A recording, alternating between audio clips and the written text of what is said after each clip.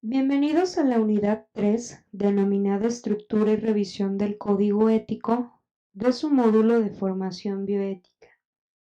Les comento que la información que vamos a ver a continuación, aunque tiene un tinte médico, de favor no solamente la vean así, sino la apliquen precisamente a cualquier profesión que ustedes se encuentren precisamente en este momento desempeñando.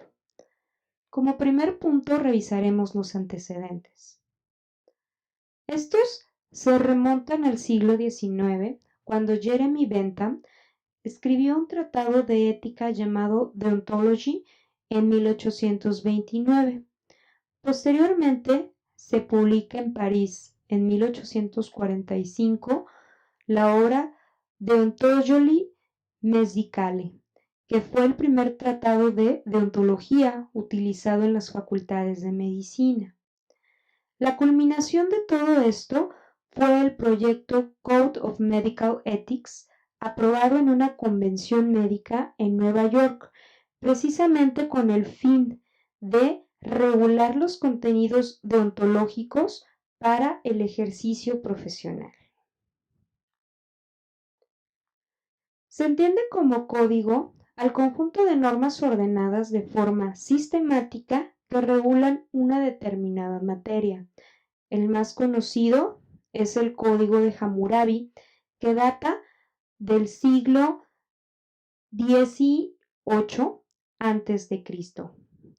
Entre el Código de Napoleón y el Codex Iuris Canonici, en 1849, se aprueba el primer código deontológico médico, realizando un intento por superar el juramento de Hipócrates, el cual hasta nuestros días es el que sigue funcionando.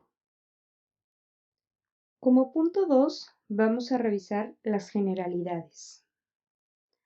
La influencia más directa surge del Medical Ethics de Thomas Percival, publicado en 1803. La principal característica más llamativa de este código es la ausencia de menciones respecto a derechos, ya que únicamente está formulado a base de deberes y obligaciones. Sin embargo, si analizamos cualquier código de ética en nuestros días, nos menciona precisamente derechos y obligaciones que tenemos como precisamente servidores o, en este caso, al ofrecer precisamente el servicio de nuestra práctica. Sin embargo, también la persona a la que estemos atendiendo es sujeto de derechos, pero también de obligaciones hacia con nosotros. ¿Qué quiere decir esto? Bueno, pues cuáles son precisamente nuestros deberes que debemos de cumplir para con nosotros mismos, para con la institución con la cual estemos desempeñándonos, pero también cuál es precisamente el deber hacia la persona que estamos atendiendo. Es innegable que el primer documento de ética médica en la historia es el juramento de Hipócrates. Sin embargo, en el planteamiento inicial, independientemente de la evolución que ha tenido, incluye aspectos culturales, religiosos o geográficos, que en esencia nos conllevan precisamente a producir un beneficio y evitar el daño. Principios rectores que rigen, en este caso, la ética. La recién creada bioética adiciona, además de los mencionados, dos principios, que es el de la autonomía, en este caso, del paciente o de la persona a la cual le estemos dando un servicio, pero también el de la justicia. ¿Qué quiere decir esto?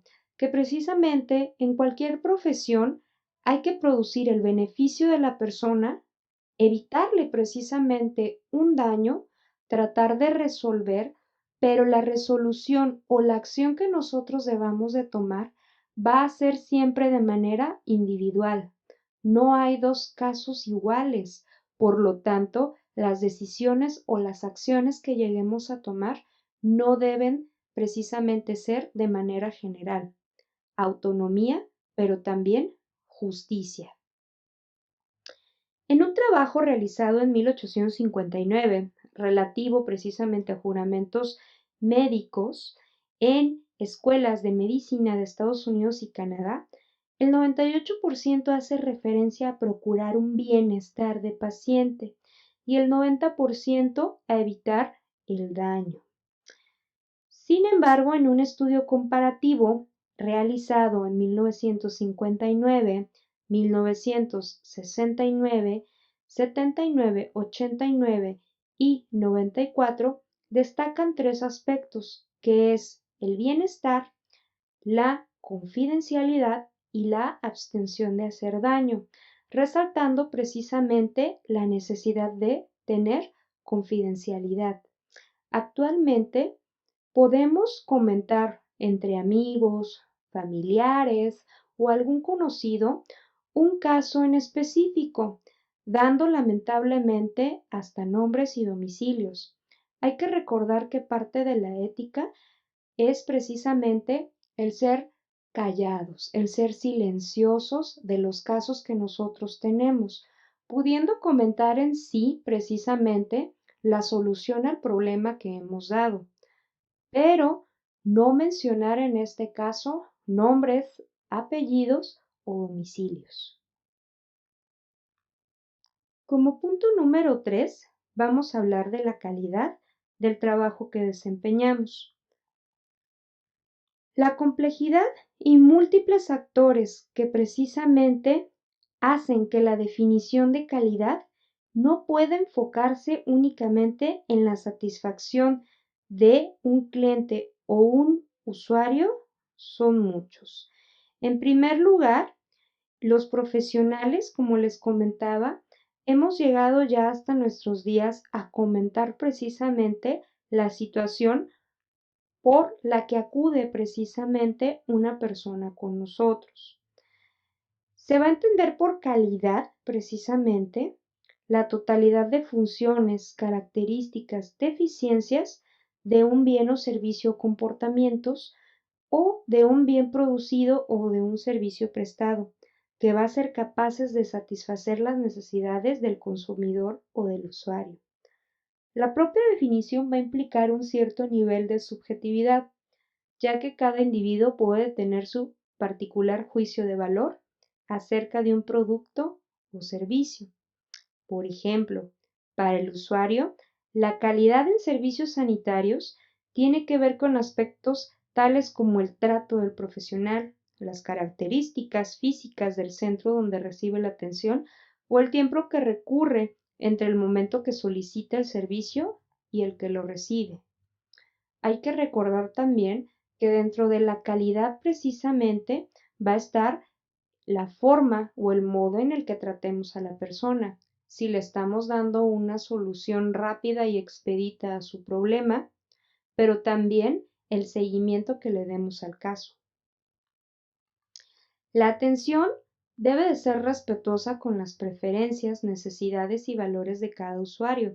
Como les comentaba, hay que individualizarlos y no generalizarlos.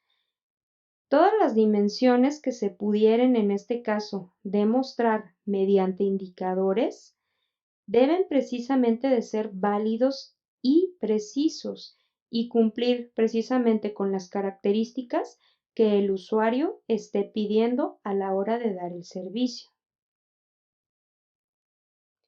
Para poder satisfacerlas todas las necesidades, la calidad debe de alcanzar unos estándares satisfactorios en efectividad, oportunidad, seguridad, eficiencia, equidad y la atención que se le da al usuario.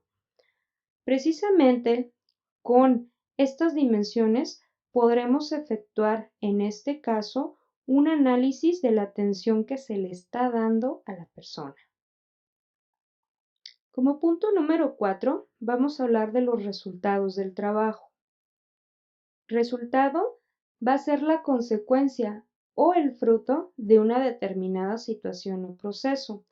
Podemos medir resultados enfocados a 4 efectos, cualitativos, cuantitativos de actividades y de alcances de objetivos.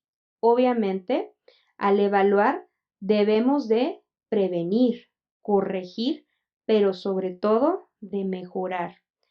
Estos resultados hay que precisamente analizar los obtenidos antes, pero sobre todo los obtenidos después de implementar precisamente las mejoras. En cuanto a los servicios que se prestan en el área de salud, es importante generar cambios positivos. Si no genera cambios positivos, pues entonces no están siendo útiles estos cambios. Pero al generar estos cambios, precisamente hay que establecer algún modelo para que precisamente las deficiencias no se vuelvan a cometer. Como último punto, hablaremos de las relaciones profesionales. En este caso, de las relaciones profesionales, podemos hablar de integridad, al ser franco y honesto en todas las relaciones profesionales que nosotros tengamos. Podemos ser objetivos al no permitir que conflictos de intereses o alguna influencia de algún tercero ejerzan sobre nuestro juicio profesional. Podemos hablar sobre competencia al mantener un conocimiento y una aptitud profesional para poder precisamente brindar a nuestros clientes un buen servicio. Hablamos de confidencialidad cuando respetamos precisamente la información de un tercero. Hay que recordar que no debemos de revelar precisamente información sin autorización, para lo cual deberá existir precisamente el consentimiento informado de poder revelarla. Hablamos de un comportamiento profesional cuando cumplimos con las disposiciones legales y reglamentarias aplicables para evitar cualquier actuación que nos pudiera desacreditar en nuestra profesión. La confianza es una condición para el desarrollo de cualquier relación humana sólida. El trabajo en equipo nos favorece a estrechar relaciones de confianza con los miembros de un grupo, pero también va a favorecer a que el trabajo salga de una manera más rápida. Hay que recordar que también en el trabajo en equipo, los miembros pueden discutir de forma abierta y colectiva. Sin embargo, es necesario respetar el pensamiento o, en este caso, el juicio que cada persona emita. El trabajo en equipo precisamente nos va a dar un compromiso, una cooperación en el trabajo, pero también nos va a dar una flexibilidad para enfrentar y resolver diferencias.